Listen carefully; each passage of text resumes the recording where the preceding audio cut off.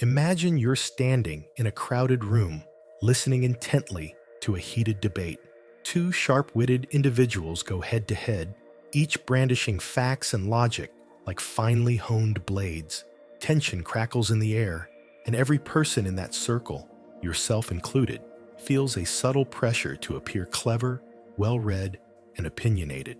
But just as the verbal sparring reaches a climax, a quiet figure steps forward.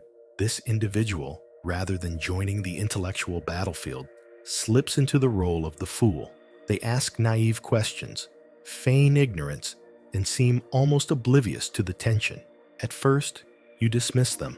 Why lower yourself to such a vulnerable position in front of all these people? Yet, moment by moment, you notice something extraordinary. The crowd relaxes around them, defenses drop, and the conversation's combative edge recedes. Strangely, this so-called fool manages to gather more insights than anyone else in the room. Unburdened by the pressure to sound intelligent, they float through the conversation, gleaning hidden truths from every side. When they do speak, it's as if a door has been unlocked. People let their guard down. You realize that you, the onlooker, are witnessing something profound, a strategic use of humility, or even feigned ignorance that grants surprising power. And so, you are faced with a startling paradox. While everyone scrambles to appear smarter, the person seemingly acting less than is the one who emerges with the greatest clarity, influence, and knowledge. Why does this happen? How can pretending to be less informed sometimes open the floodgates to deeper understanding and unexpected control? And what in the world does this have to do with Arthur Schopenhauer, the famously pessimistic philosopher who believed life is driven by an all-consuming will? The questions gnaw at you. If intelligence is prized, how can feigning its opposite be a path to power? What hidden psychology or philosophy lies behind this odd phenomenon? You can't look away. You need to discover what's really going on. Centuries ago, the German philosopher Arthur Schopenhauer contemplated the forces that move human beings from within. He believed that beneath our attempts at reason and civility lies a driving essence called the will, a raw, relentless energy that compels us to strive, to desire, and sometimes to deceive. If there's a kernel of truth in his approach, it might explain why so many of us feel compelled to assert our intelligence or superiority in every social arena. We're shaped by something primal, an urge to be seen, to dominate, to take up the spotlight. In the modern psychological landscape, there's a concept that dovetails eerily with Schopenhauer's vision, Carl Jung's notion of the shadow. The shadow represents the hidden aspects of ourselves we'd rather bury, the vulnerabilities, the insecurities, the dark corners of our psyche. Often, in a group setting where everyone wants to sound brilliant, we see a frenzy of shadow denial. People put up elaborate intellectual facades, guarding against the possibility of appearing foolish or lesser. Yet, Schopenhauer might argue that this facade itself is part of the will. It's our ego's desperate need to appear strong. So we posture, we bluff, we adopt opinions we're not entirely sure about, all to project an image of intelligence. Nietzsche, another titan of German philosophy, took this further with his concept of the will to power, a fundamental drive in humanity that pushes us not only to survive, but to expand our influence. Often, this includes controlling how others perceive us. We cling to the appearance of brilliance because, in some twisted way, it feels like survival. Enter the paradoxical strategy of playing dumb. Why would someone intentionally appear less informed or less competent? Initially, it sounds self-defeating. Aren't we taught from infancy to show our best face, to flaunt our strengths, to climb the social ladder using every advantage we have? Aldous Huxley once warned that our awareness of social structures can imprison us if we take them too seriously. Maybe, by feigning ignorance, we step outside that prison, at least momentarily. This approach has philosophical implications that trace back to Socratic dialogue, where feigned ignorance or Socratic irony often prompts deeper revelations. Schopenhauer, in a more cynical form, saw the human condition as permeated by illusions. Maybe one of these illusions is the dogged pursuit of appearing intelligent. Schopenhauer might advise stepping behind that illusion, harnessing it, or even flipping it on its head. Pretend to be stupid, and you might just catch the world off guard. So, here we confront the hidden problem. Our minds, fueled by deep-rooted drives, feel compelled to always appear sharp. This compulsion shackles us in ways we don't even see. It fosters misunderstanding, prevents deeper dialogues, and blinds us to new perspectives. The idea of playing dumb strikes at the heart of that compulsion, exploiting our primal social dynamic, exposing just how dependent we are on ego-driven appearances. Yet, a question remains. If this is indeed a subtle psychological game, what are its true stakes? Could something so seemingly counterintuitive be far more powerful and widespread than we realize? Consider how easily the compulsion to look smart worms its way into daily life. We see it in classrooms, boardrooms, social gatherings, and even within friendships. This constant performative dance can become psychologically draining, forcing us to remain on guard. We must always be witty, always have the right comeback, and never let our masks slip. But beneath this surface of bravado lies an uneasy tension, a perpetual fear of being exposed for not knowing enough. The phenomenon resonates with a known cognitive bias, the Dunning-Kruger effect, which shows that those with limited knowledge often overestimate their competence, whereas truly knowledgeable individuals are more likely to undervalue their own expertise. Intriguingly, the person playing dumb takes a conscious step into that gray zone. Instead of exhausting themselves by clinging to a veneer of brilliance, they deliberately shift the balance of power by appearing non-threatening. Like water, finding the cracks in rigid armor, their feigned ignorance can permeate barriers that direct confrontation only hardens. This pattern of hidden strategy extends beyond interpersonal interactions. In a world saturated by social media, we're bombarded by posts and tweets showcasing how clever or insightful someone can be, amplified by likes, shares, and viral applause. This digital age makes it more tempting than ever to flaunt intellect. Yet ironically, the noise of constant self-promotion may cause truly valuable insights to vanish in the crowd. On a societal level, our collective obsession with seeming knowledgeable can create echo chambers, groups where everyone competes for who can be the sharpest, the wittiest, the most in the know. But these echo chambers discourage true dialogue because people fear admitting gaps in their understanding. If everyone is smart, then no one is allowed to be curious or humble. Fresh ideas struggle to breathe in an atmosphere too densely packed with self-certainty. Think about the last time you felt cornered in a discussion. Your pulse quickened, your mind raced, your entire being geared up for a fight or flight. In such a state, how much genuine learning or connection actually takes place? Likely, very little. But imagine your opponent suddenly lowers their weapons. Instead of hurling evidence, they ask sincere questions, as though they truly don't know. Perhaps they mask their true depth. In response, your combativeness dissolves. You might even reveal parts of your thought process you'd normally keep hidden.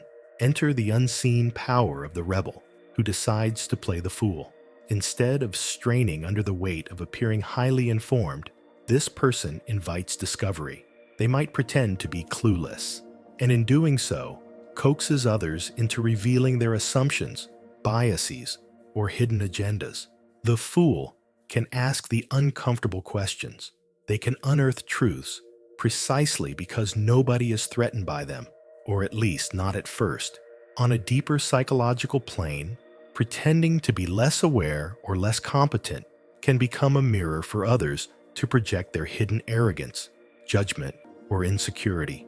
In that reflection, revelations occur. It's as though society collectively exclaims, "Wait, If I'm comfortable talking freely to someone I believe to be clueless, what am I really saying about myself? The ruse opens a back door into uncharted territory of personal and social insight. But if we remain blind to this possibility, if we never see how a strategic display of ignorance can unlock hidden layers of truth, then we remain at the mercy of our performance-oriented culture. Like puppets dancing on strings, we keep our intellects on constant display, draining ourselves of energy and wonder. What if there's a way to cut those strings altogether, to step off the stage and still discover a wealth of knowledge? Picture the moment you decide to rebel. Your entire life, you've been taught to shine your intellect like a sword, ready to parry any attack. You've honed facts, arguments, and witticisms into a protective shield. Now, you let it all fall away. You walk into your next challenging conversation, prepared not to impress, but to listen, to poke at the discussion with simple, even childlike questions. In that moment, you may feel naked, vulnerable, even foolish. But in the spirit of Socratic irony, you realize that by stating, "I may not fully understand, can you explain?" you unlock hearts and minds in ways that 1,000 clever retorts cannot. Doors open, people lean in. You become the confidant, the neutral territory where half-baked ideas can roam freely, gradually refining themselves into something far more profound. Historically, many notable thinkers and leaders used this approach. Socrates famously played the role of the ignorant questioner, unmasking the false confidence of Athens's best and brightest. Leaders in diplomacy sometimes feign a lack of in-depth understanding of complex issues, prompting their counterparts to elaborate and inadvertently reveal more than they intended. Even in cunning forms, intelligence agencies train operatives to appear unassuming, flying under the radar to extract crucial information. But this subtle art isn't merely about deception. It's about genuine curiosity, a willingness to let go of the ego's need to constantly shine. It's about remembering that real understanding emerges when people feel safe to share their truths. When you play dumb, you minimize immediate threat. Your counterpart's defense mechanisms soften, and in that softened space, authentic knowledge exchange is possible. Adopting this mindset can also liberate you from your own internal chains. Jean-Paul Sartre might say, "You're asserting radical freedom, choosing to be perceived in a certain light as an act of existential choice, rather than letting societal expectations define you." By rejecting the script that says you must always appear intelligent, you assert a form of mastery over your own self-image. Another angle is Viktor Frankl's perspective on meaning. By relinquishing the obsession to appear correct, you might find deeper meaning in conversations themselves. When you're not preoccupied with winning the argument, you can experience genuine human connection, forging empathy and understanding. This kind of shift can lead to revelations not just about others, but about your own motivations, fears, and longings. So, how do you break free practically? You can start with small steps. Consciously underplay your knowledge when discussing a topic. Invite others to explain and truly listen. Ask clarifying questions instead of offering immediate solutions. Take mental note of how people respond when you lower your intellectual shield. Are they more open, honest, relaxed? Remain humble. Resist the urge to suddenly pivot to a grand display of your real intellect. Let the moment unfold. Through these small acts, a larger transformation begins. You become the quiet observer who sees beneath surface tensions. You capture deeper currents of thought, unravel hidden agendas, and form meaningful bonds.